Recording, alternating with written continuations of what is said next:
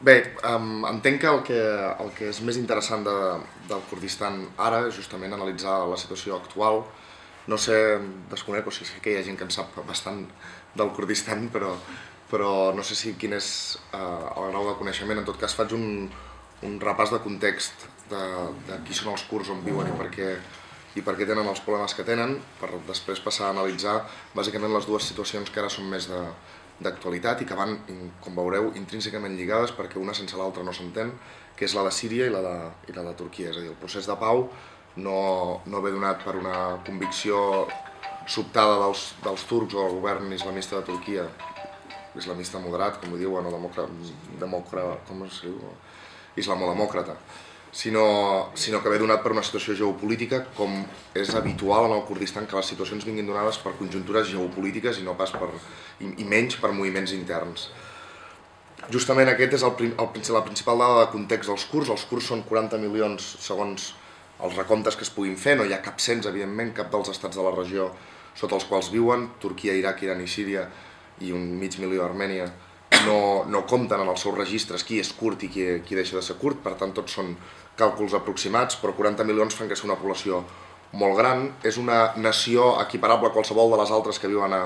Orient Mitjà, ni pensen més lent, ni són més lletjos, ni tenen menys idioma. Ho dic perquè sembla que a vegades el fet de no tenir estat o el fet de ser considerats poblacions minoritàries en els seus respectius estats els fa que hagin de semblar menys organitzats o amb una història de més desgràcies o que realment no siguin ben bé una cultura diferent. És absolutament el que coneixeríem en el nostre llenguatge polític com una nació amb tots els ets i uts, i a més és una nació gran i a més una nació, aquesta seria la segona dada, que era la que us deia de la geopolítica la més important, és una nació que viu en bona part del seu territori surant, o sigui, sobre mars de petroli i sobre mars de reserves naturals, entre elles i la principal que ha marcat els últims 20 anys, com veureu, l'aigua. És una regió que, si heu vist per la televisió, tant Iraq com Síria, és desèrtica, però que té dos grans rius, el Tigris i l'Eufrates, que com el Noguera i el Garona juguen a perseguir-se, i a la mateixa direcció, cap a baix, des de Turquia, o sigui, des del Kurdistan del nord cap al Kurdistan del sud fins a Bagdad i fins a més avall, i que abasteixen d'aigua tot l'Orient Mitjà. L'Orient Mitjà, sense aquests dos rius, és bàsicament una terra bastant impracticable per viure. I van ser aquests dos rius els que van formar ja l'origen, i això és important en la cultura dels kurds perquè ho han actualitzat molt i d'aquí neixen totes les teories polítiques i antropològiques que els defineixen en l'actualitat. Aquests dos rius van possibilitar el naixement de Mesopotàmia, que no vol dir res més que entre dos rius, que és la cultura originària de la qual provenen posteriorment els kurds. Germans dels perses, tant els perses com els kurds són l'únic poble de la regió que hi era abans que tot. Hi era abans que Jesucrist i hi era abans que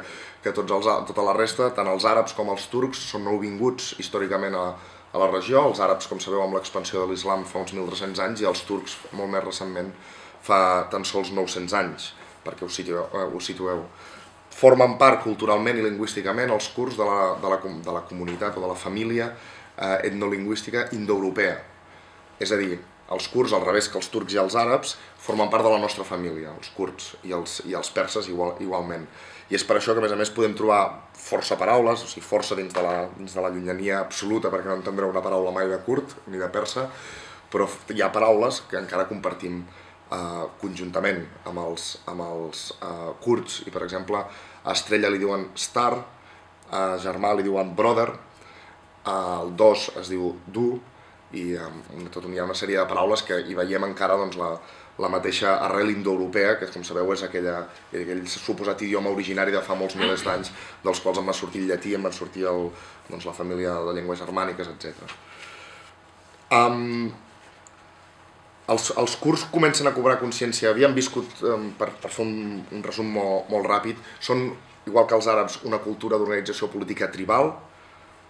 Tribal vol dir que abans que la consciència de formar part d'un poble, abans de la consciència de formar part d'un imperi, dels molts que han anat passant per allà, sobretot hi ha la consciència de formar part del clan, del cognom. Això, òbviament, en l'actualitat està molt modificat en moltes regions del Kurdistan, però, per exemple, les dues grans realitats que encara mantenen molt fidelment això, tot i que també ho estan perdent, és Iraq i l'Iran.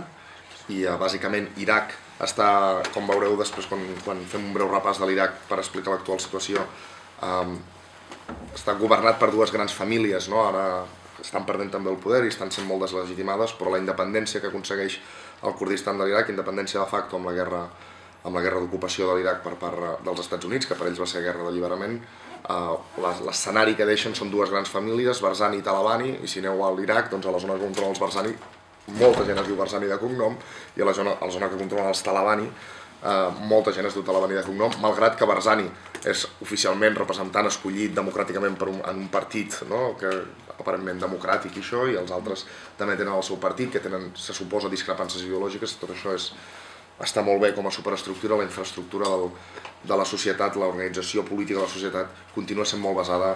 en clans tribals. I explico això perquè durant els imperis que els han governat, els kurds no han tingut mai una unió política entre ells, sinó que clan a clan s'han esbarallat entre ells i s'han aliat amb els imperis que successivament han anat passant pel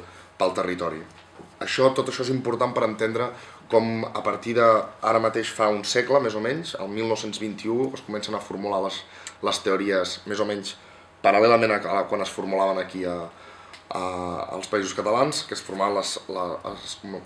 començaven a conformar les teories del nacionalisme modern català. Doncs allà també es començaven a partir de les primeres revistes d'estudiants, uns primers intel·lectuals, que casualment a més tots venien de Síria, el Kurdistan siri, que és el més petit, són 2 milions de kurds en l'actualitat només. Es comença a construir el nacionalisme kurd modern, que bàsicament el que comença a exposar és no som un seguit de clans sense connexió, en realitat parlem el mateix idioma, ens afecta les mateixes coses, ens prenen el pèl de la mateixa forma. Si us pareu a analitzar tot el que ens està passant, en realitat ens passa perquè no estem units, perquè ells sí que ho estan en administracions, no els perses amb les seves, els iranians amb les seves administracions que ja venien de molt anteriors, els àrabs tenen una cultura també d'imperi, els turcs òbviament també amb l'imperi otomà havien construït tot un artefacte que funcionava unit, no? i que generava un munt de riqueses per la capital, cadascú generava, i les extraient del Kurdistan. I si us hi fixeu, ens intenten, ja els hi va bé que sempre ens comportem com a clans, i fins que no prenguem consciència que som un poble, que tenim una llengua, que tenim una cultura, que a més tenim drets polítics, que els clans ens estan dividint, que el que hem de fer és unir-nos, el que ens estan espoliant el territori. A nosaltres ens sembla que entre clans anem guanyant petites victòries i els uns contra els altres, però en realitat en el conjunt anem perdent sempre. Això és, diguéssim, la formulació del nacionalisme kurd modern. Comença fa un segle i li costarà molt que vagi evolucionant perquè, altra dada important, no sé si us heu fixat en la regió, o sigui, els països que he anat anomenant, bàsicament viuen enmig de l'eix del mal dels Estats Units, no? O sigui, l'eix del mal, per dir-ho d'una manera còmica, és a dir, viuen en un context regional on hi ha uns estats molt forts, molt militaritzats, amb una pràctica habitual de la tortura, de la violació de drets, de règims molt poc democràtics, però a més molt potents, amb possessió de moltes matèries primeres i a més taulell d'escacs per la geopolítica mundial. Per l'Orient Mitjà ha estat sotmès des de sempre. Ja en la Segona Guerra Mundial van passar exèrcits amunt i avall per Orient Mitjà. O sigui, nosaltres pensem que és una guerra, o sigui, es deia guerra mundial i no europea, entre altres coses no només perquè hi hagués un front al Japó, sinó perquè el nord d'Àfrica i l'Orient Mitjà sobretot també circulaven les guerres i els fronts amunt i avall, perquè eren regions totes elles estratègiques, fins al punt que Hitler va tenir la pensada de fer l'únic ferrocarril que funciona fins ara a l'Orient Mitjà, que és el Bagdad-Berlín. Hi ha una línia de tren, encara que no us ho cregueu, que va de Bagdad a Berlín. Ara ja no, o sigui, està per trams batallada, no? Hi ha alguns trams que ja no s'utilitzen, però la podeu resseguir en bicicleta si voleu, i podeu anar de Bagdad a Berlín perquè era importantíssim o sigui, geopolíticament i geoestratègicament és importantíssima aquella regió. I, òbviament, Bagdad-Berlín creua el Kurdistan pel mig. I això, a més, té relació amb les matèries primeres que ara mateix estan en joc i que marquen també bona part de la geopolítica i que us explicaré més endavant. La part principal, perquè us feu una idea de les proporcions de població kurda en cadascun dels 4 estats, és que a Síria, que és el més petit, són 2 milions, a l'Iraq es calcula que n'hi ha uns 5-6 milions, a l'Iran n'hi ha uns 8-9 i a Turquia uns 25. Per tant, Turquia, estratègicament pels kurds, diguéssim, és allà on es decideix, on s'ha cultivat, on s'han desenvolupat, a més, totes les organitzacions kurdes importants i on hi ha hi ha hagut històricament el principal conflicte. A més, Turquia, al contrari que la resta de l'Orient Mitjà, al contrari que l'Iran, que l'Iraq i que Síria, es desmarca de la història conjunta de l'Orient Mitjà amb la revolució kemalista dels anys 20, que intenta, mitjançant una, diguéssim, dictadura de la modernitat o dictadura pro-occidental, la revolució instaura una república kemalista amb una constitució europea, prohibeix el vel, instaura un nacionalisme turc modern que nega absolutament la identitat kurda, dona drets de ciutadania similars al de la República Francesa, tot això, diguéssim, molt occidental però alhora també molt dictatorial, i es desmarca de la història molt colonial que continuen seguint els altres tres estats, que continuen sotmesos a protectorats francesos i anglesos, que protagonitzen unes independències falses, unes independències que continuen retent tribut, diguéssim, a les potències que els colonitzaven, etc. I amb uns règims militars, Saddam, Hafiz al-Assad i com es deia? El Shah de Pèrsia, continuen sent bàsicament virregnats d'Occident. És a dir, països subdesenvolupats que han d'exportar tot el petroli per mantenir estats molt militars, etc. I Turquia emprèn una altra volada i, a més, hi ha una cultura política des de l'imperi otomà i una cultura literària i una cultura en general a Turquia que fa que els kurds a Turquia, pel fet de viure a Turquia, també desenvolupin altres formes organitzatives i altres formes polítiques. Des de la Segona Guerra Mundial fins a l'actualitat, a Turquia hi ha hagut 5 cops d'estat, l'últim va ser el 1999, però l'important, el 1970, Turquia, perquè us situeu també en l'època, des de la Segona Guerra Mundial fins a finals dels anys 80, sento haver de parlar de geopolítica permanentment, però és que la història dels kurds ve marcada per la geopolítica, perquè si us imagineu com és el món dels anys 50 a finals dels 80, Turquia està al mig dels dos blocs i per tant és país disputat pels dos blocs. Òbviament el servei de l'OTAN a Turquia és una dictadura, com recordareu que us he dit, pro-occidental, hi ha crisis de míssils també a Turquia, igual que a Cuba, però és un lloc on tots dos blocs es confronten i es confronten sobretot mitjançant, és propietat, diguéssim, del bloc occidental, i la Unió Soviètica hi marca una gran influència en la classe treballadora turca, amb el resultat que als anys 70 el nivell d'agitació als carrers per part de forces comunistes, sobretot d'orientació stalinista i d'organització paramilitar, diguéssim, en la seva estructura política, és a dir, perquè la confrontació és molt bèstia, arriba a provocar un seguit d'anys en què les morts polítiques a Turquia van entre els 3.000 i els 4.000. O sigui, entre 3.000 i 4.000 persones moren en tirotejos entre grups comunistes, l'exèrcit, la policia, etc. Això és un nivell de violència molt alt que el 1970 s'estronca amb un cop d'estat que intenta instaurar intenta posar ordre, talla els carrers, torna a convocar eleccions, torna al nivell d'agitació i l'any 1982 es produeix el cop d'estat del 12 de setembre, perdó, el 1980, és el 1972 i el 1980, 1980 es produeix el 12 de setembre el cop d'estat de Kenan Evren, que és el que marcarà l'inici de la lluita política kurda. On més està organitzada el moviment comunista, on més suport popular té, on té tots els feus de lluita armada, etc., és al Kurdistan, que és la zona més deprimida i és la zona amb una consciència d'exclusió del centre de l'Estat més elevada en aquell moment, on tenen absolutament tots els drets culturals i lingüístics negats, fins al punt que parlar kurd al carrer és perseguit per la policia amb penes de presó, parlar kurd al carrer, o sigui, ja no s'ha acceptat a les escoles ni a les televisions, i fins a aquest punt arriba. Però a més la persecució política en el Kurdistan, on l'Estat hi té molt poc control, és molt salvatge, i el cop d'estat de Kenan Evren del 12 de setembre provoca una onada de 500.000 detencions i al voltant de 3.000 desapareguts en el principi del cop d'estat, i marca l'inici també. En aquella època hi havia molts grups comunistes, però un d'ells que s'havia creat a la Facultat de Ciències Polítiques d'Ankara per Abdullah Öcalan i uns companys més, el 1978, decideixen, amb una teoria bàsica, que relligaven les dues grans corrents, diguéssim, que estaven excloses de l'Estat, excloses de la política a Turquia, que era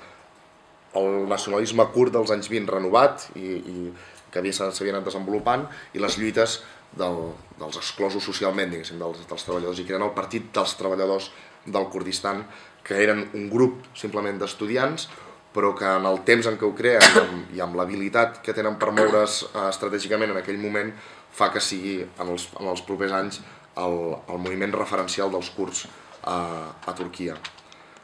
I fan córrer poble a poble que tothom que vulgui lluitar contra la dictadura i que vulgui plantar-li cara no ho facin a dins de Turquia perquè seran assassinats de forma extrajudicial, sinó que vagin cap a Síria, que és on tenen ells les bases, i comencen a conformar una guerrilla i un moviment polític que l'any 1984, el 15 d'agost de 1984, és una de les dates on, si aneu un 15 d'agost a Kurdistan, tanquen totes les botigues, que és per celebrar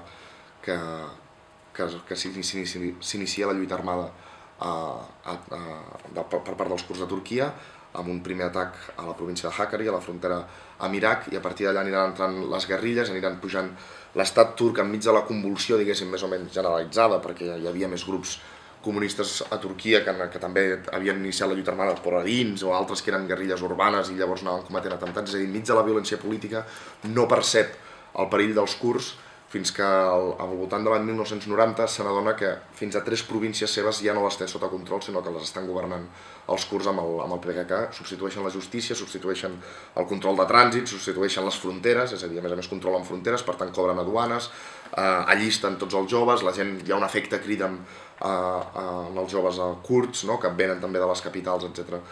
i dels pobles cap a unir-se a la guerrilla, i l'any 1992 hi ha 7 províncies de Turquia sota, més o menys 7, no és un territori irregular, però més o menys 7 províncies sota control dels kurds. I per tant l'estat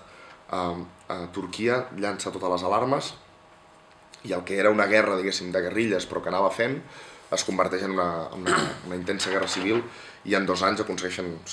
la deducció és, fan el que volen en el seu propi territori, es mouen la guerrilla com volen, el nostre exèrcit no serveix absolutament per res, amb una gent que es mou per les muntanyes, que tots els pobles troba suport, que té a més un suport incondicional de la població per allà per on passa, que els veu com els lluitadors que ens estan defensant d'aquesta dictadura, etc. I el que fan és l'estratègia de treure-li l'aigua al peix. Si el peix es mou com el pez en l'aigua, que es diu, com peix per l'aigua, si els kurds es poden moure al seu territori, la guerrilla es pot moure amb tanta facilitat, li traiem l'aigua a la peixera i el peix s'ofegarà. I el que fan és cremar 4.000 poblats kurds, desplaçar fins a 3 milions de kurds dels poblats cap a les capitals kurdes, absolutament empobrides i embarriades infectes, que si aneu al Kurdistan també les podeu continuar visitant perquè continua havent-hi barriades d'aquella onada, i cap a les capitals. Fins al punt que Istanbul és ara la ciutat kurda més gran del món, perquè té 3 milions i mig de kurds, la gran majoria vinguts o bé de la depressió econòmica d'aquells anys, dels anys 70-80, on el Kurdistan era absolutament pobre i marginat econòmicament, i molts d'ells de la guerra. S'ha de tenir sempre present que qui ha marxat d'una guerra perquè li han cremat el poble és algú que sempre romandrà bastant polititzat i fidel a la causa. Per tant, a Istanbul és on hi ha bona part de l'agitació kurda i de les infraestructures del moviment polític kurd, i a Europa, que és on marxen tota l'altra onada de migrants, tota aquella famosa onada migratòria turca cap a Alemanya, etc. En realitat, la meitat d'aquesta onada no és turca, és kurda, i molts d'ells venen del conflicte, no només venen simpàticament a buscar el treball que els ofereixen els alemanys en aquells anys daurats de l'economia alemanya, sinó que fugen a refugiar-se, són perseguits políticament, perquè els han cremat el poblat, etc. I això és important que us fixeu en aquesta migració, perquè els actors que generen ara el procés de pau tenen molt a veure amb aquesta migració, com us explicaré després. Vaig molt ràpid. Hi ha intents de negociació i d'alto al focs que no resulten en res, fins que, òbviament, l'exèrcit acaba guanyant la guerra. L'exèrcit de Turquia és un exèrcit clau en la guerra de blocs que enfronta la Unió Soviètica, o sigui, el bloc occidental amb el bloc oriental, per d'alguna manera, i té en aquells moments, i ara actualment també, 1.200.000 soldats, i és el segon exèrcit més potent. Ho era llavors i ho continua sent ara perquè continua sent estratègic Turquia en la regió. És el segon exèrcit més potent de l'OTAN. Hi ha Estats Units i després ve Turquia. La qual cosa, pretendre guanyar amb una guerrilla amb Kalashnikovs de la Unió Soviètica als anys 40 o 50, no? A 3.000 metres d'alçada. Les muntanyes del Kurdistan són molt altes i per això es mouen també amb molta facilitat, però intentar guanyar un exèrcit amb aquesta per les armes doncs, és pràcticament impossible, i una vegada l'exèrcit s'hi posa seriosament, l'exèrcit turc doncs, queda diguéssim, curtcircuitada l'acció de la guerrilla, i detenen amb l'ajuda dels Estats Units i d'Israel, detenen en el seu moment a Abdullah Öcalan, el líder per diverses raons, líder amb mà de ferro de la seva guerrilla. Us he explicat abans que tots els moviments comunistes de Turquia tenen una forta inspiració stalinista i el PKK s'impregna d'aquesta inspiració. Per tant, això sumat a que és una situació de guerra, l'organització del PKK ha estat sempre fins al 1999, vertical, d'obediència cega a la direcció i de fe en la ideologia d'Abdullah Öcalan i de la Unió Soviètica, perquè si us fixeu, Abdullah Öcalan en les fotos s'assembla molt a Stalin, i no és casual que la imatge construïda sigui aquesta. La ideologia d'Öcalan és una espècie de... Això us ho diran els mateixos curs perquè ja li estan parlant una mica de respecte, en el sentit que ja no hi ha aquella fe cega, no? En el que és una cosa molt complicada, escriu llibres molt densos, de moltes pàgines, no? I comença amb el matriarcat de Mesopotàmia per justificar el que és, a partir de 2004, 1999 a 2004, entra en crisi el PKK i es refunda amb una nova ideologia, que ja no és estalinista, que ja no és vertical, que ja no és militar, sinó que posa en el cor de l'acció política de la societat civil, que és principalment feminista i socialista, municipalista i bàsicament bastant llibertària, no? Bastant similar a la ideologia zapatista. I això, tot això ho rejustifica Abdullah Öcalan, no? Buscant més enrere en el temps, i torna a la Mesopotàmia i fa unes recerques en els llibres i en l'origen dels kurds, i construeix tota una ideologia basada en la pròpia cultura i en els propis sistemes originaris abans de les ocupacions dels primers imperis estrangers al Kurdistan, que la situen en una defensa de la comunitat, en una decisió assembleària de cada comunitat, vencent els clans i destruint els clans, que la comunitat s'autoorganitzi. La dona ha de tenir el paper principal en l'organització política d'aquesta comunitat. És importantíssim pels kurds viure d'acord amb el seu territori i en respecte amb el seu territori, per tant l'ecologisme passa al primer pla de la ideologia política, i a més, originàriament els kurds vivien per la riquesa del territori, per l'abundància d'aigua, vivien en comunitats que ell imagina bastant més igualitàries de les que proporciona el capitalisme actual. Però a més, tota aquesta evolució ideològica, que també és important per entendre el moviment polític actual, també la lliga amb una crítica a l'Estat. En 1999 Abdullah Öcalan és detingut, i el 2004, quan es refon del PKK, el PKK renuncia a la independència política del Kurdistan. No la sé la gent, però el PKK sí. Si aneu al Kurdistan tots els joves són independentistes, però l'estratègia principal i central és renunciar a la independència, perquè en els seus anàlisis, en tots aquests anàlisis, acaba descobrint que la lluita per l'estat propi, per això que està tan de moda, la lluita per l'estat propi ens costarà moltes més baixes de la gent que arribarem a veure-ho. És a dir, cada vegada que intentem enfrontar-nos a algun d'aquests estats, la repressió i la destrucció del territori que ens dispensen és massa bèstia com per poder-la proposar i sortir-ne victoriosos, i que això d'una banda, i de l'altra observen els 4 estats que tenen a la regió, diuen, si nosaltres construïssim un estat en aquesta regió permanentment sotmesa a l'atenció mundial, diguéssim, per la posició geopolítica privilegiada que té, si el construïssim no acabaria distant gaire dels estats que ens envolten, perquè si han acabat així aquests estats és per una sèrie de necessitats que el manteniment de l'estat els ha portat a desenvolupar, i acabaríem tenint un pes preponderant de l'exèrcit, una cúpula mafiosa al seu capdavant, una burocràcia enorme, unes aliances amb altres estats i amb defenses que ens portarien a haver de renunciar a moltes de les nostres propostes polítiques. Per tant, els kurds, objectivament, en l'actualitat, no ens interessa lluitar per l'estat, és la conclusió del PKK, sinó el que ens interessa és deixar de centrar-nos en un sol estat. Per tant, el PKK, que era de Turquia, diu ens hem de centrar o sigui, els kurds som un sol poble, no som una peça en el taulell de jocs de Turquia aliant-nos amb altres per reforçar la nostra posició dins de Turquia, etc., sinó hem de pensar en el nostre conjunt i hem d'aconseguir millores substantives de les condicions culturals, lingüístiques i socials pels kurds en cadascun dels 4 estats. I aquest és el principal canvi. No hem de fer que tothom lluiti i mori per una victòria que objectivament és gairebé impossible, i també impossible, entre altres coses, no només perquè hi ha una tensió enorme en aquella regió i els estats són els que són, sinó perquè és que si alguna cosa que tenen clara tots 4 estats és que s'han d'aliar tots contra els kurds, perquè si no hi perden tots, no? Amb la qual cosa, cada vegada que intenten alguna cosa els kurds tens 4 estats de la regió que més impliquen a totes les potències del món, perquè tots tenen aliances amb totes les potències del món, contra els kurds, amb la qual cosa no es poden moure i no tenen ningú més a més que els recolzi. Els kurds tenen una característica, en tenen dues, una és que no surten mai a la televisió si no és per morts, no li interessen a ningú, però dos és que diplomàticament a ningú, absolutament a ningú, interessa defensar els kurds. A ningú és a cap estat del món. No sé, Bangladesh potser, però o sigui, a cap estat estratègic li interessa en absolut defensar els kurds, perquè automàticament es posa en contra del món turcòman, o sigui, d'una potència emergent que és Turquia, i que a més té influència sobre 9 estats més a l'Àsia, que són els que parlen llengües turcòmanes, a tot el món àrab. Posar-se en contra de Síria i Iraq és posar-se en contra de tot el món àrab. Iran, que és una altra potència emergent i que més domina bona part de l'Àsia central, d'Afganistan, d'influències en moviments polítics allà, i el conjunt fa que sigui el menys aconsellable al món sigui tenir com a amics els kurds o intentar fer res a favor dels kurds, i això els aïlla. Això també els ha generat una consciència que la tenen molt clara, que és, podeu ser amics dels kurds, poden viatjar molt, però ells tenen perfectament clar que facin el que facin estan sols al món. I que per tant han de comptar amb les seves pròpies forces sempre.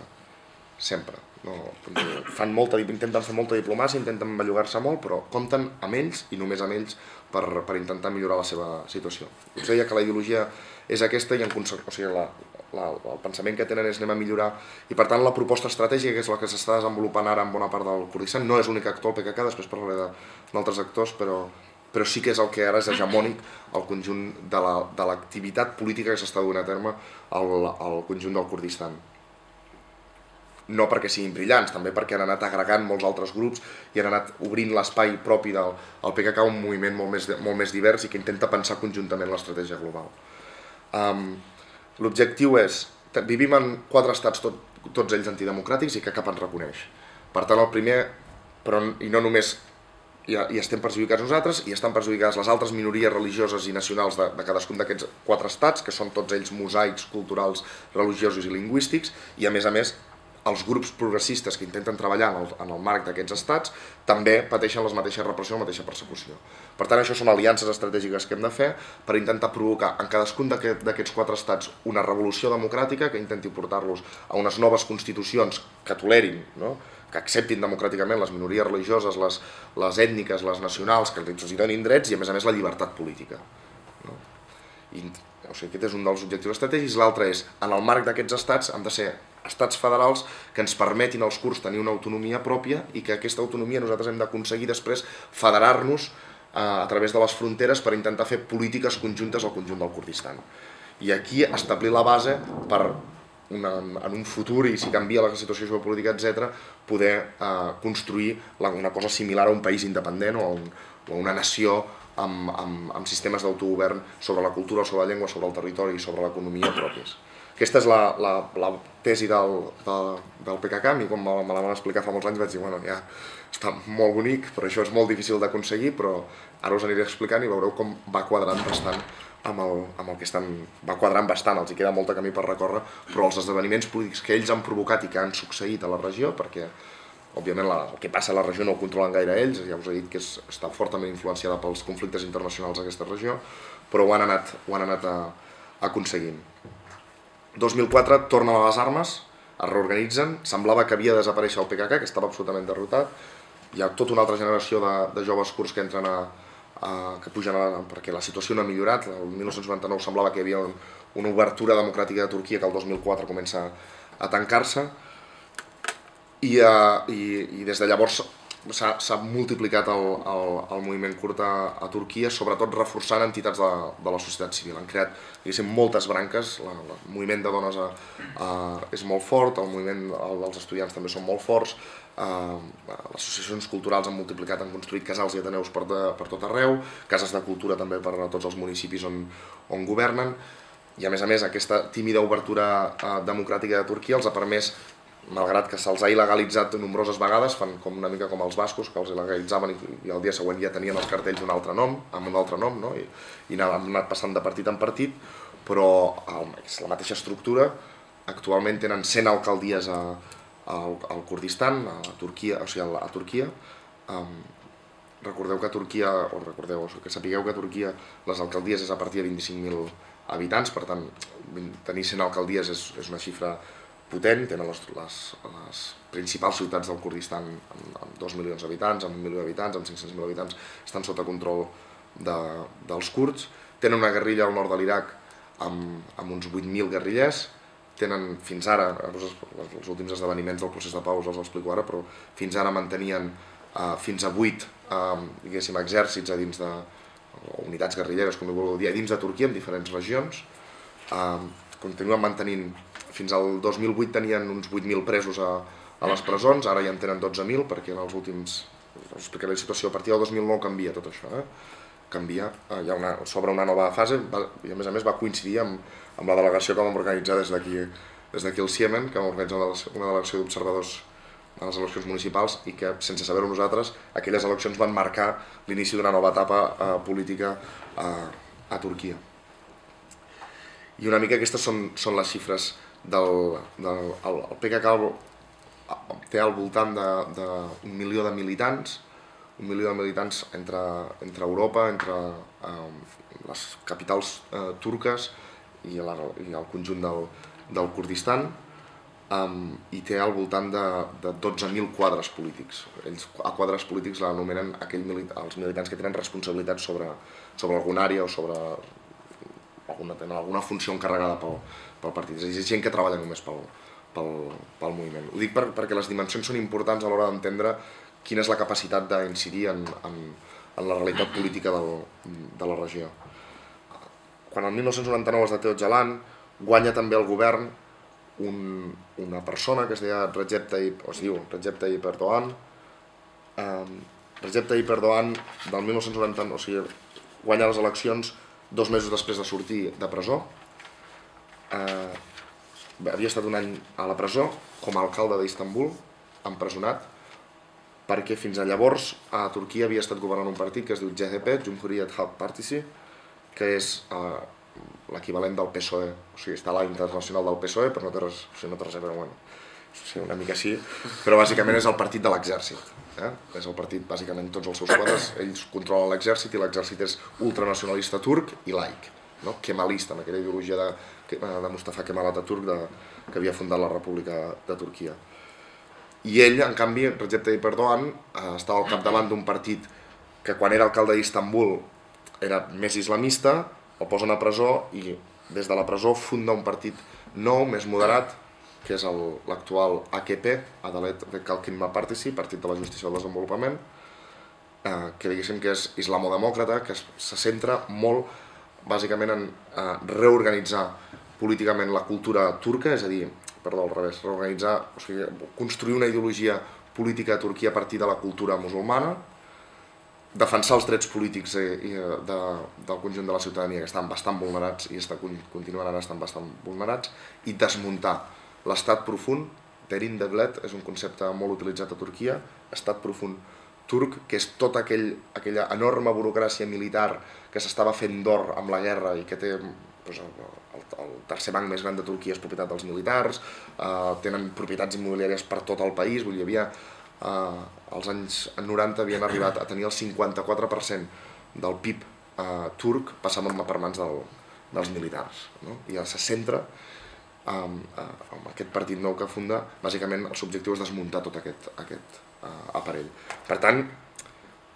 coincideix aquesta obertura de Turquia, detingut Öcalan, amb que canvia el govern cap a una gent que té molt clar que l'exèrcit és un problema. I l'exèrcit, pels kurds, era el problema que havien tingut els últims 20 anys, la dictadura que havia començat amb el cop d'estat de Kenan Evren, etc. I per tant,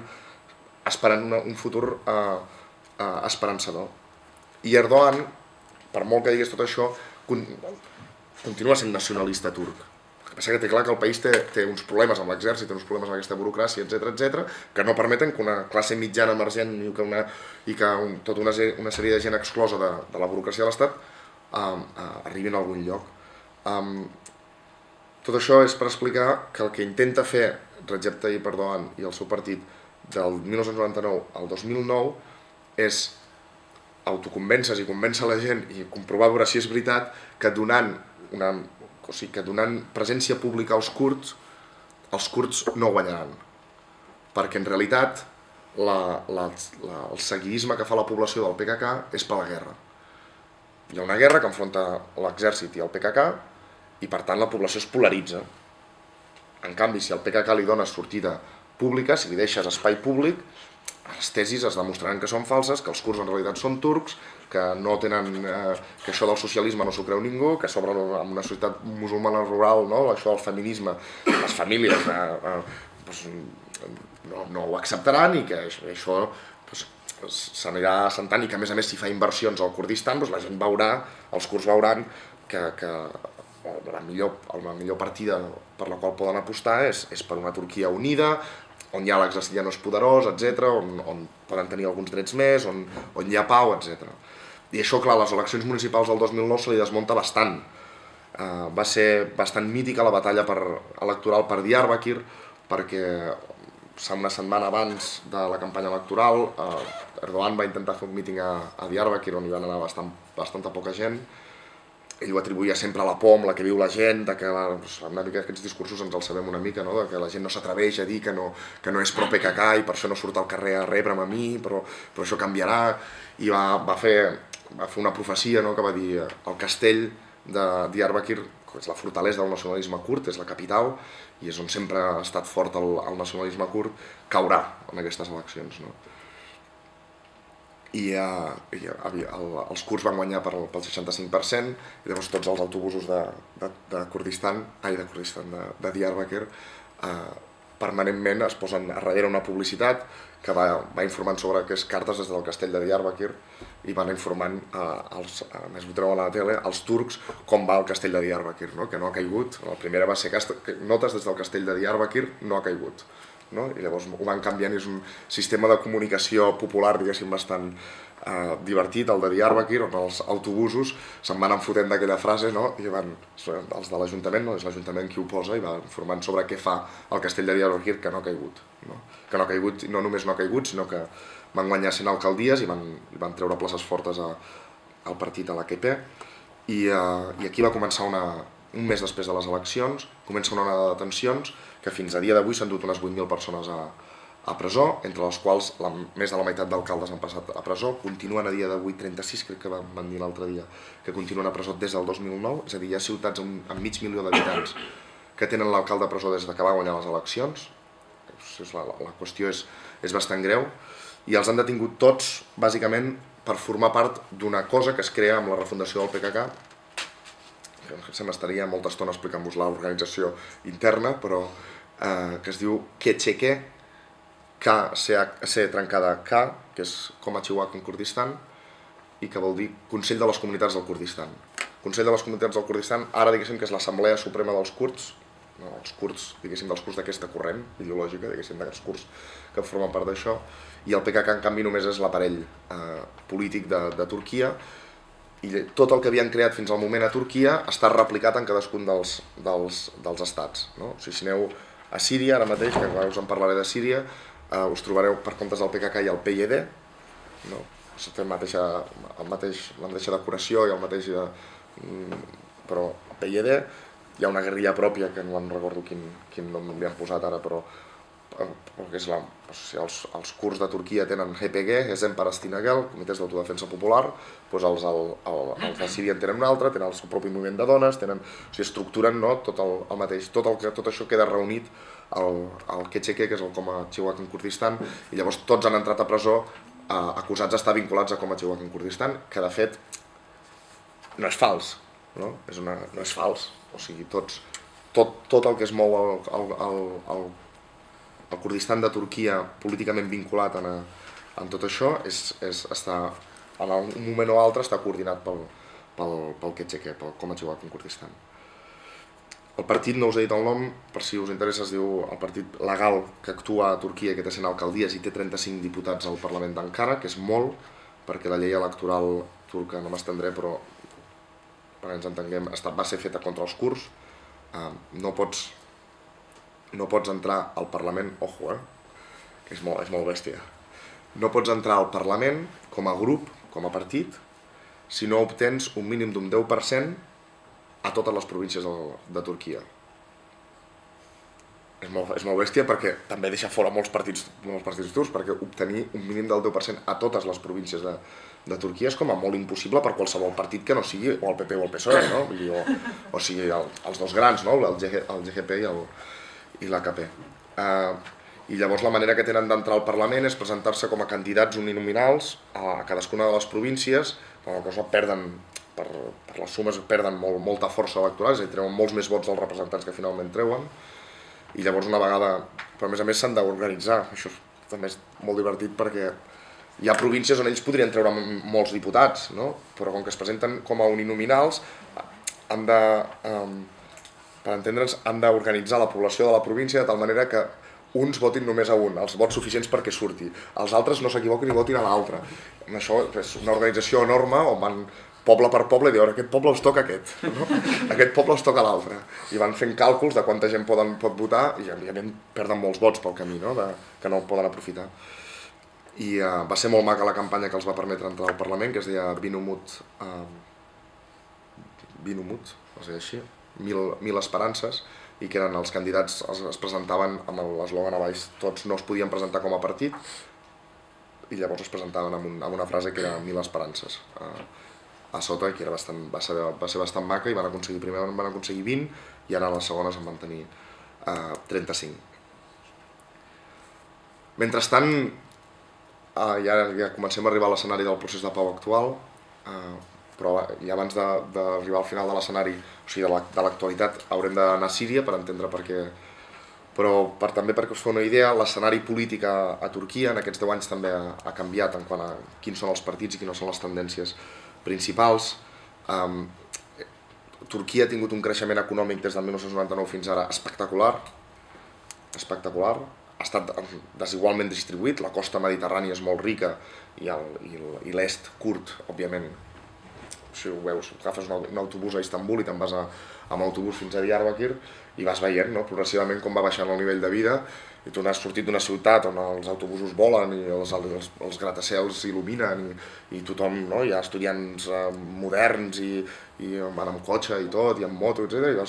Fins que arribes ja a les muntanyes, puges les muntanyes que separen Turquia del Kurdistan, i llavors hi ha ases, carros, la gent descalça, alguns, els nens jugant pel carrer sense samarreta i tots bojos i pollosos, i ja veus radicalment com vas entrant a Orient Mitjà clàssic, diguéssim, com el veiem des d'aquí també. Ha crescut molt econòmicament, això diguéssim que sempre calma molt les tensions, perquè si un país creix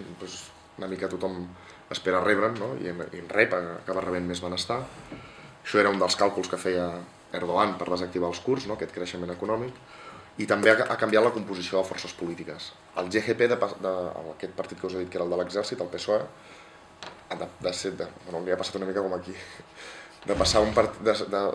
ser un partit majoritari i hegemònic que controlava tots els ressorts de l'Estat. Si una cosa ha fet bé Erdogan és desmuntar l'exèrcit, desmuntar totes les trames mafioses de l'exèrcit i tots els ressorts aquests amagats de poder, no tots, però l'ha buidat bastant, ha enviat bastanta gent a la presó, ha destapat bastants casos de trames colpistes, que eren els que sempre, us he dit que hi havia hagut 5 cops d'estat perquè sempre que no els agradava una cosa no feien un cop d'estat i tornaven a posar-s'hi ells i ja està. I el problema és que el GGP ha anat perdent, però en detriment d'un altre moviment, una mica li passa com al PSOE a Madrid amb UPyD, que li està pujant, faig referències perquè una mica entengueu que són comportaments bastant anàlogs als que ens passen en altres llocs, però ha anat pujant una força que és filofeixista, que es diu MHP, Milliyetçi Hareket Partisi, que vol dir Partit del Moviment Nacionalista, que signa amb 3 llunes i que fa la salutació del llop, així, del llop, que és la seva salutació feixista, que són els llops turcs, i que ha anat guanyant i ja l'ha sobrepassat, i és probable que a les properes el GGP no passi la barrera del 10% i el Parlament de Turquia es quedi composat pels islamodemòcrates, els ultrafeixistes i els kurds. L'escenari tampoc és gaire alentador si no fa alguna cosa Erdogan. Aquest és l'escenari polític. Llavors anem breument a Síria per entendre per què és força, com canvia, o sigui, per què en un moment donat, a finals de l'any passat, 2012 és l'any més violent que hi ha hagut des del final de la Guerra Civil, des de 1999, hi ha fins a 500 morts en les files kurdes i uns 400 en les files turques, això són molts morts, no són els nivells aquells de violència política dels 70, però són molts morts. I per què a partir del 2012 s'inicien unes negociacions polítiques? L'origen l'hem de buscar a Síria i no a Turquia. A Síria hi ha un empat, a Turquia, perdó, hi ha un empat. O sigui, ni l'exèrcit pot acabar amb la guerrilla kurda dins del territori, que com us he dit té desplegats 8 exèrcits a dins de Turquia, ni a nord de l'Iraq, no pot acabar amb ells, estan en muntanyes de 3.000 metres, bombardegen, no para de bombardejar, però els kurds ja han fet túnels per tot arreu i saben defensar-se, diguéssim, no poden acabar amb ells. Políticament no poden, cada vegada els costa més il·legalitzar un partit que té 100 alcaldies i 35 diputats, perquè a més té molt de suport popular i té un suport militant popular a darrere, no és un suport, diguéssim, només de votar a distància, sinó que la gent surt al carrer, la gent respon, si ho vau veure, cada 21 de març s'organitza la Festa Nacional dels Kurds i diguéssim que el moviment treu milions de persones al carrer i demostra una força popular que és molt difícil d'enfrontar-s'hi. Turquia cada vegada està més a prop d'Europa, no pot anar il·legalitzant i massacrant poblacions tan fàcilment, cada vegada. Per tant, hi ha una situació d'empat, els kurds tampoc avancen més, ja tenen quasi totes les alcaldies, van dir després de guanyar les 100 alcaldies que ells es van presentar a les eleccions municipals dient i proclamarem l'autonomia democràtica, òbviament no l'han proclamat, però no poden fer gaire més, no poden guanyar gaire més electoralment, per tant hi ha una situació bastant d'impàs. Però què passa a Síria? Síria, no sé si heu entès gaire el conflicte de Síria, i em sembla que tots tenim bastant un garbuix al cap de què passa, i com que ja no surt Síria gaire, ningú s'entera. En resum, a Síria comença una sèrie de manifestacions contra el règim de Bashar al-Assad. El règim de Bashar al-Assad estigui amb qui estigui alineat a nivell internacional, és una dictadura amb molta tortura i amb molts presos,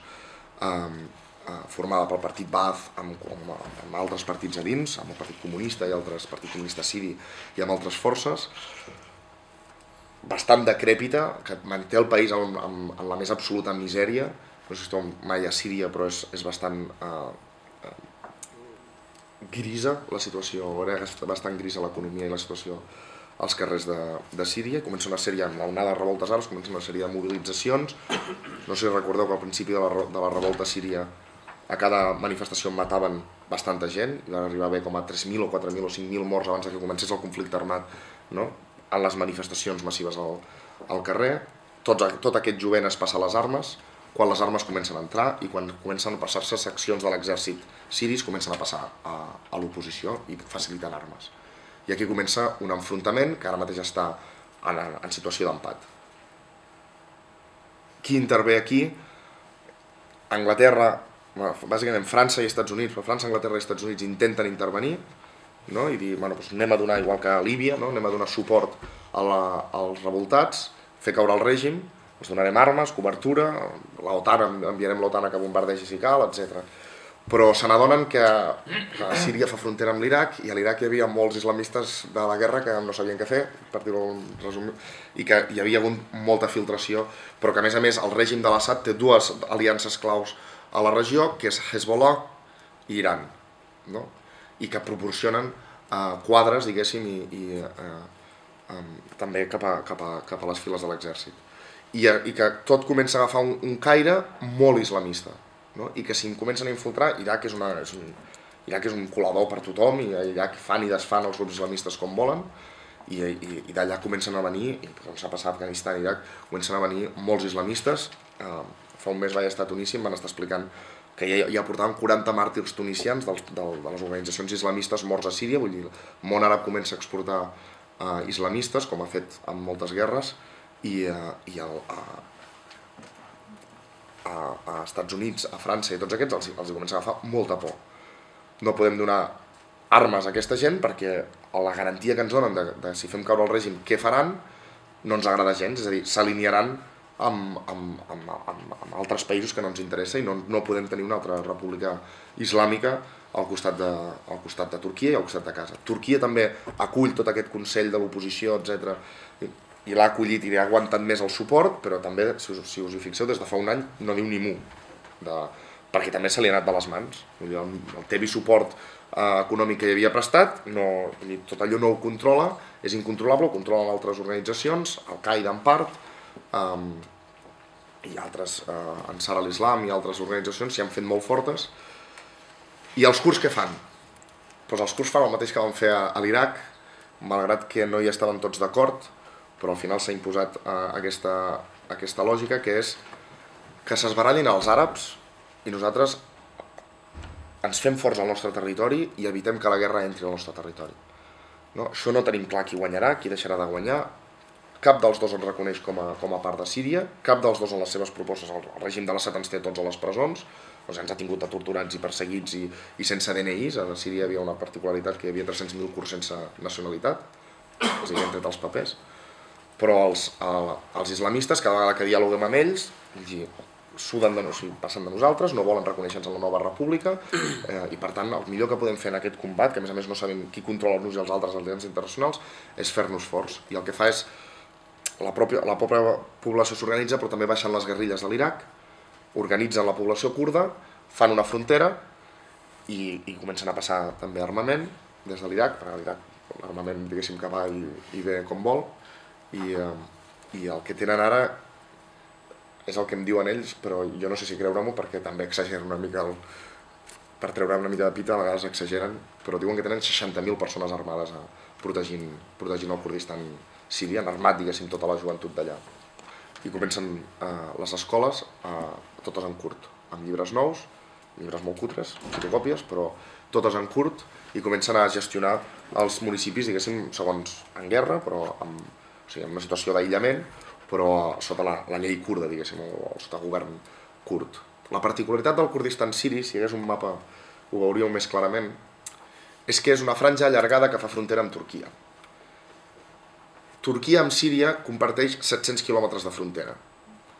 Principal mal de cap per Turquia per tenir la guerra al costat, perquè a l'Iraq no li havia passat això de tenir la guerra, perquè hi havia els kurds, i els kurds feien no una franja, sinó tot el terç nord de l'Iraq, diguéssim, una tercera part de l'Iraq està, i per tant la guerra no li va arribar a Turquia per allà. Però amb Síria sí, Síria té 700 quilòmetres de frontera, però els kurds en controlen 600 d'aquests 700, cosa que a Turquia li evita tenir la guerra al costat de la frontera, però clar, té 600 quilòmetres amb el PKK armat a la frontera, més els aproximadament 200 que té a l'Iraq també, que controla el PKK, sumen un total de 800 quilòmetres de frontera que té Turquia amb el PKK controlant la frontera. I això comença a ser, diguéssim, preocupant per Turquia. I és aquesta situació, i el fet que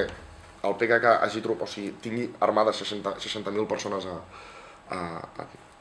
protegint, controlant 700 quilòmetres de frontera, però 600 quilòmetres de frontera, però 600 quilòmetres que tenen la particularitat que a l'altra banda estan governats pels kurds. A la banda turca és Kurdistan també, i estan governats per alcaldies, no contínuament, però hi tenen alcaldies també, i per tant és zona també del PKK, amb la qual cosa ja se li comencen a bastant de les mans el tema a Turquia, i és per això que força la negociació per intentar aconseguir calmeu vos tots i ja veureu com ho fem. Per això i perquè la seqüència dels fets i de les promeses que havia fet i de tot plegat i d'aquest estancament del conflicte a Turquia també l'havien portat a un carreró sense sortida on alguna solució democràtica havia d'oferir. Les converses comencen a finals de... Fixeu-vos, mentrestant, que a l'Iraq els kurds aconsegueixen una autonomia que és pràcticament una independència. M'he oblidat d'explicar una mica l'Iraq, però per no allargar gaire, i l'Iran, però en resum, a l'Iraq, amb la guerra del 2003, amb l'ocupació de l'Iraq, els dos partits aquests tribals que us he explicat, els Barzani i els Talabani, amb la nova Constitució de l'Iraq i tot, aconsegueixen una autonomia que, com que el país, l'Iraq, està en guerra i és un caos, és una independència de facto, amb exèrcit propi, amb policia pròpia, amb aduana pròpia, amb capacitat pròpia d'extreure petroli, etc. gran i important element, el del petroli, també en l'inici de les converses de pau, perquè el controlen tot ells, el PKK, totes les canalitzacions que arriben a Turquia per l'Orient Mitjà, com que controla totes les fronteres, controla tots els oleoductes, i això també és molt important. Però instauren, efectivament, i a més això se'ls ha de reconèixer, jo crec que ho van encertar bastant, el que instauren en aquest nou estat kurd, no? És exactament una còpia dels estats àrabs. No? Un govern dèspota, unes lleis que comencen sent molt oficialment democràtiques però acaben tancant homosexuals a les presons, comencen a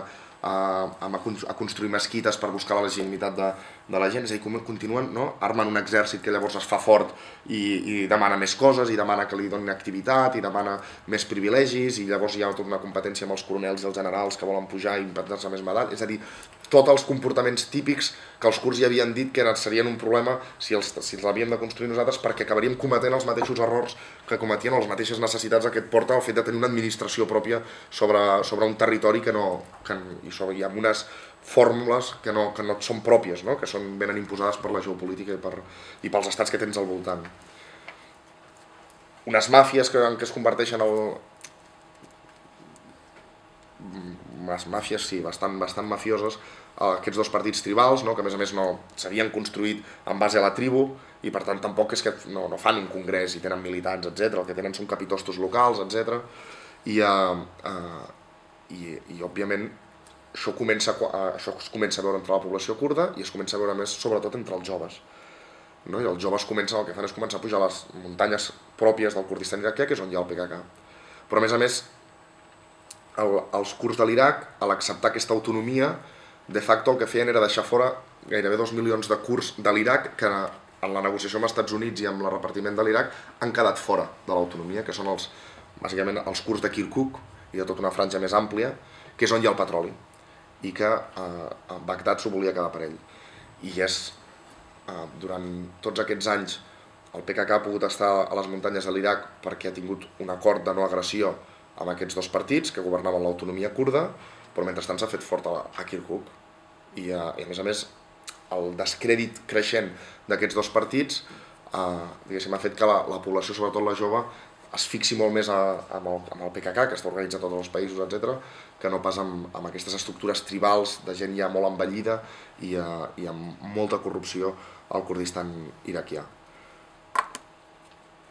I amb tot això,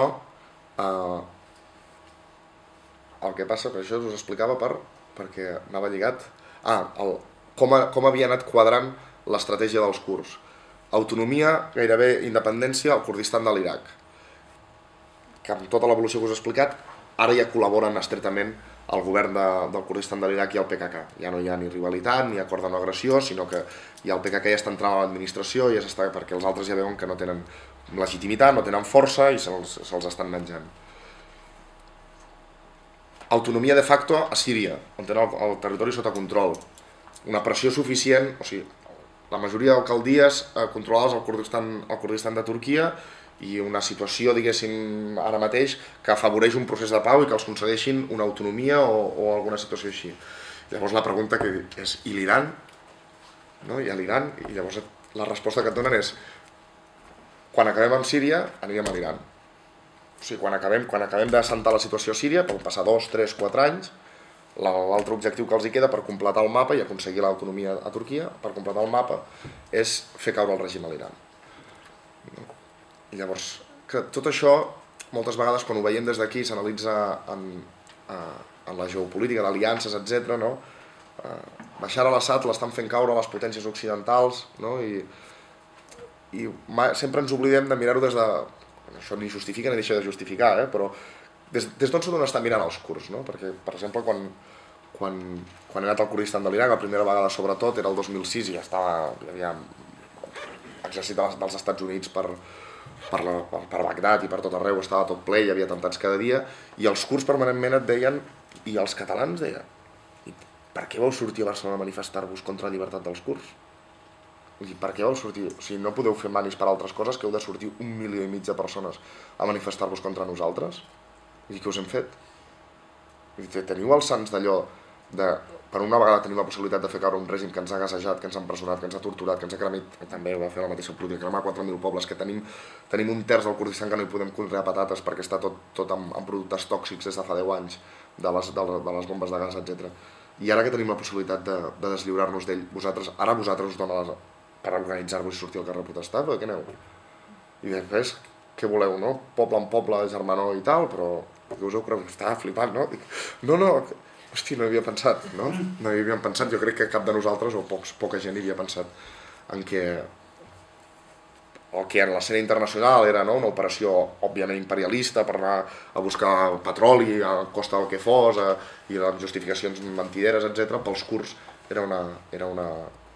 allò pel que havien lluitat sempre i que a més els obria la porta a tenir l'autonomia, deslliurar-se, poder tornar de les muntanyes i reconstruir els pobles, 4.000 pobles cremats són molts, etc. Per això sempre està bé, quan passen coses a l'Orient Mitjà, d'acord, totes les geoestratègies també, els imperialistes i tal aquí i tal, les aliances i això, però llavors posar-se en la pell dels kurds i de molta altra gent que viuen al territori que potser de tot això no hi entén i el que entén és el que li està passant. Que és una cosa similar al que ens explicaven, això ja me'n vaig una mica, però ens explicaven aquesta setmana al Fòrum Social Mundial respecte a Tunísia, que hi havia les organitzacions d'esquerres que eren o expartit comunista o sempre havien estat a l'oposició i torturades i tot, que havien vingut al Fòrum Social per explicar-nos que diu, deixeu-vos ja d'històries de que ens ocuparà els Estats Units i de que no sé què. O sigui, el problema és que ens estan bombardejant cada dia el nostre govern. O sigui, i és que ja ens és igual qui vingui, però hem d'acabar amb el govern perquè no podem sortir al carrer. I tenim aquest problema. I estàvem molt emprenyats amb Chávez i amb tot aquest, per haver donat suport a l'Assad i això. Diu, clar, i ara les esquerres mundials no ens fan cas. No passen de nosaltres i tot el suport a l'Assad i ja ens bombardeja cada dia als nostres barris. I com es justifica això? És que ens és igual que sigui d'esquerres o de dretes o qui vingui o que res, però sisplau deixeu de bombardejar-nos, que ens deixin de bombardejar. Doncs una cosa similar.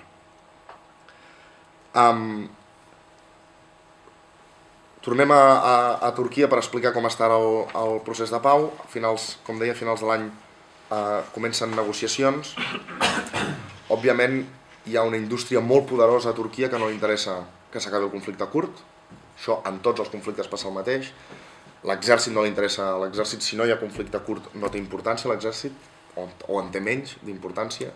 Al final de la guerra de blocs l'havia relegat ja a una posició de molta menys importància, ja no era clau per defensar Occident enfront de la Unió Soviètica, i el conflicte kurd li permetia continuar tenint molt pressupost, molts diners, moltes prebendes, etc.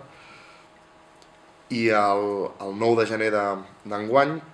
es produeixen els 3 assassinats de París, no sé si els vau sentir, maten a una de les fundadores del PKK i a una altra noia que anava amb ella i a la Rojbin que estava a París i que era la secretària del Farouk, que havia vingut a diverses reunions amb nosaltres aquí amb el Iemen, i la maten en un intent que ningú ha esclarit gaire, però de desestabilitzar les negociacions que s'estaven duent a terme. Jo sóc absolutament escèptic amb el procés de pau a Turquia perquè n'han passat molts de processos similars i no deixen de ser una estira i arronsa per mantenir, diguéssim, negociacions i canviar els termes de la relació política, però que no acaben desembocant, no s'atreveix mai ningú a fer els canvis que s'haurien de fer. I com està plantejat en el procés de pau és que el 8 de maig Abdullah Öcalan anuncia que retiren aquests 8 exèrcits que us he dit que hi havia dins de Turquia i retiren cap al nord de l'Iraq, però també té truc, o sigui, tot moviment que es fa en tota negociació política no és gratuït en si mateix, no és sincer en si mateix, sinó que hi ha més coses a darrere, i el PKK retira els 8 exèrcits que té dins de Turquia, perquè tampoc estan fent res dins de Turquia, no ataquen enlloc, i estan més per dir aquí estem nosaltres, i estan permanentment defensant-se d'helicòpters de l'exèrcit, etc. Per tant, tampoc és... Però perquè, a més necessita reforços cap a Síria, i se'ls emporta cap a Síria, o sigui, no és que aniran cap al sud i es desarmaran i es posaran a fer papiroflèxia, sinó que se'n van les unitats guerrilleres i se'n van cap a l'Iraq i a reforçar el front de Síria, perquè és allà on s'estan jugant ara la clau del procés de pau de Turquia, però també la clau del futur de Síria. Per cert, en boca de les organitzacions d'esquerres a Síria, els vaig preguntar si els kurds es decanten pel bàndol de l'exèrcit lliure sirià, ara hi ha un empat a Síria i no guanya ningú, ni s'avança enlloc, ni tot. Si es decanten per un dels dos bàndols, decanten la balança, m'han dit absolutament. Si entren, i a més em van reconèixer que tenien molta gent armada, si entren els kurds a la guerra, es guanya cap a una banda o cap a l'altra en breu. Tenen bastant la clau de volta de tot plegat, malgrat ser numèricament i poblacionalment molt pocs a Síria. Es retiren les guerrilles i els termes del procés de pau, és a dir, que són més o menys sempre els mateixos, i aquí és on sembla que hi ha l'esperança, perquè políticament a l'AKP li interessa que hi hagi un procés constituent. Tot acaba semblant-se molt, però és un canvi constitucional i per tant un procés constituent que doni una altra realitat política, una altra carta de drets i deures polítics, bàsicament perquè l'actual Constitució, o sigui, bàsicament no, però hi juga molt fort, és la que va fer Kenan Evren els dies després del cop d'estat. I continua sent una Constitució militar, és a dir, feta en dictadura militar i post-cop d'estat. I per tant, té molt poca legitimitat i a més té molts forats que no permeten articular la democràcia plena i un sistema més de negociació política i no d'intervenció militar i jurídica, judicial, diguéssim, que és la que governa ara mateix Turquia, que tot passa per judici. Si qualsevol iniciativa política de seguida està a judici, de seguida hi ha un munt de detinguts, de seguida hi ha processos judicials, etc. I no té espais de negociació política i ho posa tot a la justícia i en mans de la policia i de l'exèrcit. I per tant, la coincidència d'interessos pot fer que es pugui donar una nova Constitució a Turquia i en l'esperança, els kurds, que els hi sigui reconegut una autonomia com la catalana. O sigui, l'objectiu dels kurds, allò que posen com a exemple, allò que quan les eleccions explicaven autonomia, no deien autonomia democràtica, li diuen. I llavors l'expliquen, diuen com els catalans. Com els catalans i una mica més, demanen. Bàsicament ha anat creixent després la idea que ha de ser com la del Kurdistan de l'Iraq. Passa que això és com molt impossible, el Kurdistan de l'Iraq està en pràctica independència i això no ho acceptaria Turquia ni no tenir exèrcit propi, policia pròpia, tot propi. I això bàsicament no ho acceptaria, però llavors sempre posen l'exemple de tu Turquia, que cada vegada creixes més econòmicament, tens més relacions amb Europa, fixa't en com estats similars a tu, en dictadures també, tot etc, com han acabat resolent problemes nacionals interns que han tingut, com el català i el basc, com l'escocès, etc, i ens posen a nosaltres, malauradament, com a exemple d'horitzons de llibertat per tenir. Però hi ha més problemes, hi ha més problemes i hi ha més coses que es mouran. Això es pot produir perquè sembla que hi ha un acord entre els 4 grans grups que actuen dins dels kurds. Ara els kurds el problema que tenen no és que hi hagi diferents organitzacions o diferents partits, sinó els kurds els problemes que tenen és que han generat 4 realitats molt diferents entre ells i que costa posar-les d'acord. Uns són els kurds d'Europa, estan molt organitzats, el PKK es financia tot a través de la militància d'Europa, etc. Però clar, tenen un problema, fa molts anys que viuen a Europa, i tenen una realitat ideològica i política molt forta, molt organitzada, etc., però una cultura política molt allunyada dels kurds de Kurdistan, diguéssim, de Diyarbakir, que tenen 100 alcaldies, però que tenen molts detinguts, continuen tenint no només tenen els presos de la lluita, però després tenen tota aquesta onada des del 2009 d'un munt de regidors, de càrrecs polítics, d'estudiants, de periodistes, d'advocats, d'alcaldes, tot això que han gruixit, són uns 4.000 presos més que tenen gairebé tota la intel·lectualitat i tots els quadres socials i públics presos a la presó. Més la permanent situació d'asfíxia econòmica en què està el Kurdistan, que continua sent una població molt pobra i que de vegades es distancia més de Turquia, que creix molt. I hi ha una tercera realitat, que és Kandil. Kandil és el nom que té la muntanya on està, la zona on estan els kurds de la guerrilla, a l'Iraq, que allò és un altre microcosmos, perquè allà hi tenen 8.000 persones, que fa no sé quants anys que estan allà, que entren, moren, però cap d'ells torna a la vida normal, que una vegada entren allà i per tant allà es crea hi ha tots uns dirigents que van participar als combats als anys 80 i 90 i que estan allà a Kandil, que continuen portant aparentment la direcció del moviment en absència d'Abdullah Öcalan, que està a la presó, però no han tornat a posar els peus a Turquia, si no és per les muntanyes i per disparar, no han estat a Europa, no saben com ha evolucionat tampoc, són els mateixos, alguns dels quals alguns d'ells, els màxims dirigents, venen dels anys 80, i van conèixer Turquia als anys 80, enmig d'un cop d'estat, 500.000 detencions, una crisi política econòmica enorme, la guerra de blocs, els partits comunistes, tot això ha desaparegut, i ells continuen allà, i no és que estiguin desactualitzats, hi ha internet i tot, però és una altra realitat i és un altre grup en si mateix, que a més ara té molta influència sobre Síria. I hi ha un quart grup, com en tot conflicte armat, que són 8.000 presos, els 4.000 altres no els deixo fora perquè han entrat, diguéssim, els últims anys, però 8.000 presos, Abdullah Öcalan i 8.000 presos, que també és una altra realitat que no acceptarà qualsevol cosa, perquè molts d'ells porten 30 anys a presó, 20-30 anys a presó, perquè van entrar al principi de la lluita armada o amb la repressió del cop d'estat, als anys 82, 83, 84, 85, 86, o la gran majoria als anys 91, 92, això fa 20 anys, i porten 20 anys a presó, i són 8.000, i alguna solució han d'estar d'acord amb la negociació, i a més, alguna solució se'ls ha de donar. I per tant, a banda del canvi constitucional, que és, diguéssim, el front polític, hi ha d'haver una retirada mútua de forces militars i guerrilleres, és a dir, Diyarbakir té ara mateix 5 bases militars que la rodegen, la ciutat de Diyarbakir ja, si ho veus per fora, i tots són bases militars, i a més, cosa que a més és molt violenta, perquè al voltant de Diyarbakir hi ha muntanyes, tothom sap que hi ha guerrillers i clar, els helicòpters surten del teu barri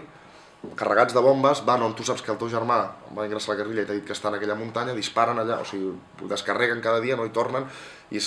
a dins de la ciutat, la ciutat ha anat creixent i les bases militars s'han quedat molt a prop, o sigui, a dins dels barris, vull dir, i s'ha de provocar progressivament un clima de normalització política i de retorn a la política, i de retorn d'un munt de gent, de retorn del voltant, hi ha 1 milió d'exiliats a Europa, molts d'ells ja no voldran tornar, però n'hi ha molts d'ells no tenen permís per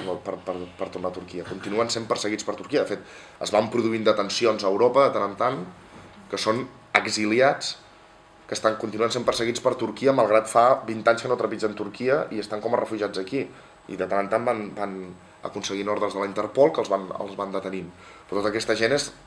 porta militant a fora i somiant en aquest moment durant molt de temps, per tant has de resoldre que tornin tots aquests, que tornin la guerrilla o que almenys tinguin l'ocasió de retornar i fer una vida política normal. Els presos, vull dir, això tots junts són 40 o 50.000 o 60.000 persones només, que a més estan fortament polititzades i que si tornen a fer política al Kurdistan reforcen bastant els kurds, diguéssim, perquè són quadres polítics molts d'ells, etc. I tot això és d'una complexitat molt forta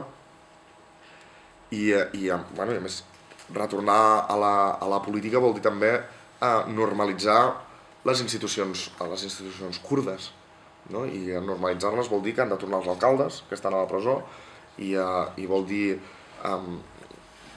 els ajuntaments al Kurdistan,